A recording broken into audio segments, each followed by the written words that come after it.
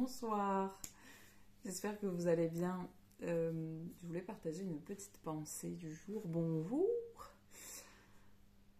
Il y a ma maman qui est venue ce week-end et ma maman débute timidement dans la foi.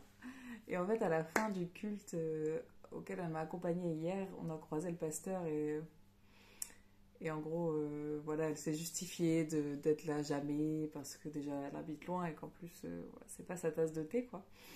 Et, euh, et le pasteur a dit non, mais faut pas s'imaginer que Fantine, c'est le commun des gens qui se convertissent, hein. Il dit Fantine, elle est partie tellement loin, tellement vite que même nous, on n'arrive plus à la suivre et qu'on pense à créer un service pour elle. Donc voilà, ça c'était la petite blague du pasteur. Et donc du coup, ça a vachement rassuré ma mère d'entendre ça en se disant ouf, en fait, pour devenir chrétien, il faut pas avoir une foi d'acier trempé au point où l'autre là, elle rentre chez elle, elle lit la Bible au point où elle parle de Jésus dans n'importe quel endroit qu'elle va. Voilà, enfin, on a tous des steps quand on vient à Christ.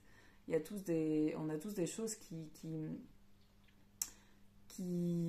qu'on lâche progressivement.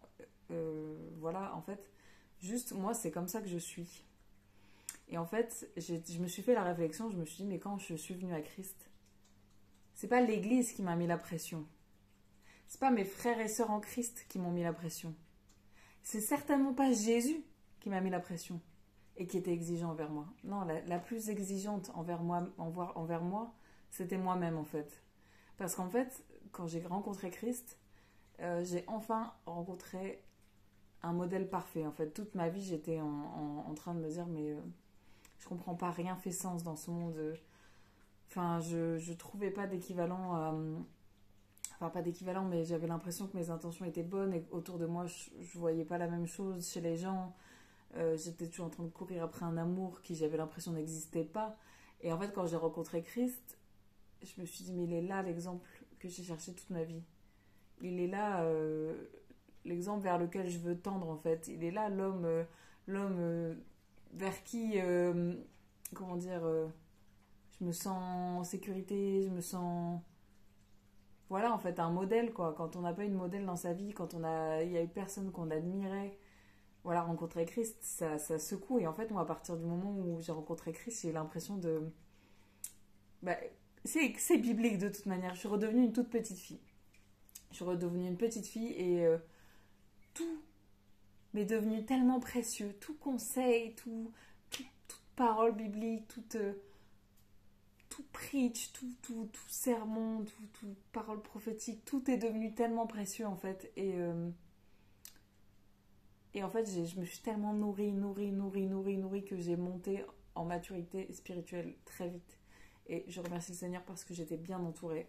Et ça, c'est numéro un pour grandir spirituellement. C'est l'entourage. L'entourage, c'est très important. J'ai été bien entourée et j'ai lâché les rênes. J'ai lâché les rênes.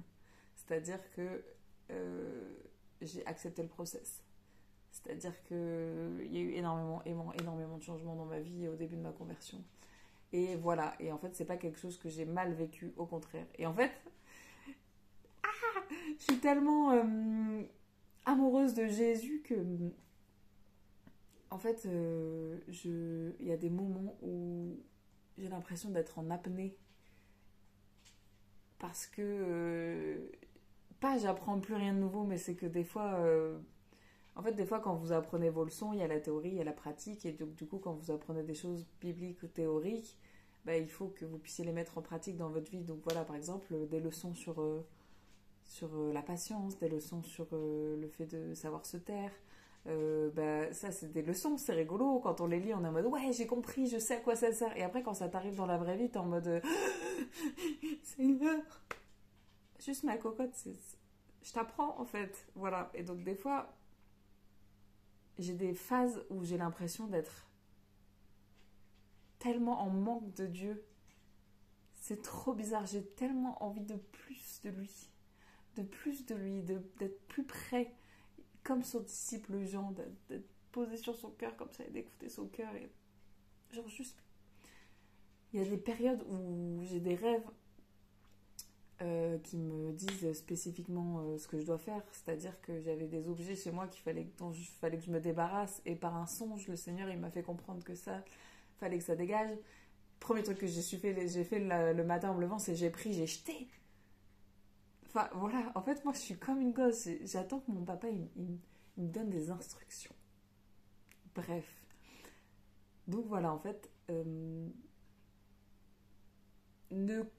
Enfin, de toute façon, se comparer, c'est un péché. La jalousie, se comparer, c'est un péché. Ne vous comparez pas aux gens qui ont une foi différente de la vôtre, parce qu'on a tous à apporter, en fait. Voilà, par exemple, moi, je sais que je suis une bonne encourageuse, mais par contre, je suis pas une très... Enfin, je pense pas être une très très bonne oreille. Je suis pas très très patiente, en fait. Je suis capable d'écouter les gens parler de leurs problèmes et de leur donner des... Enfin, leur filer des pistons, mais par contre, il faut pas compter sur moi pour écouter passivement et pas proposer de solution. En fait, c'est juste pas moi. Mais on a des dons divers, hein. Voilà, donc ça me fait rire. Et aujourd'hui, je me suis vraiment rendu compte que le Seigneur, il parle à ma maman comme il me parle à moi, dans les détails. Et franchement, je prie le Seigneur que vous soyez tous extrêmement attentifs à la façon dont il vous parle, parce que c'est incroyable. Voilà. Je prie que vous alliez bien, que votre foi se porte mieux, de mieux en mieux, de gloire en gloire, et que vous ne lâchiez pas ce combat, en fait, parce que c'est un combat d'avoir la foi, mais c'est tellement chouette, c'est tellement chouette. Soyez bénis, et Jésus vous aime.